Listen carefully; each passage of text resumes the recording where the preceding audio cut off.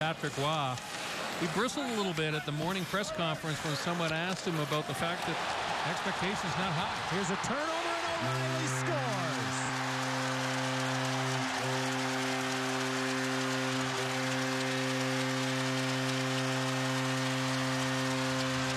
Well, it's the second time tonight the Avs have had a man in clean, and this time O'Reilly finishes.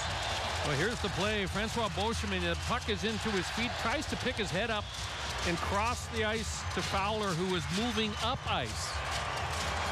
And O'Reilly sticks out the stick, makes the intercept, and he's in all alone, and a quick release beats Victor Fast to the stick side. It's a perfect shot, about 1.5 feet off the ice, off the post and in. And the Avalanche, who looked awfully nervous and awfully vulnerable here in the early going, all of a sudden they got a 1-0 lead.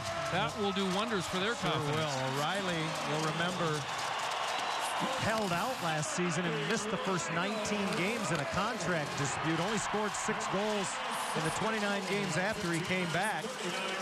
They've got him locked up for a good bit of time as well, and he has the season's first goal.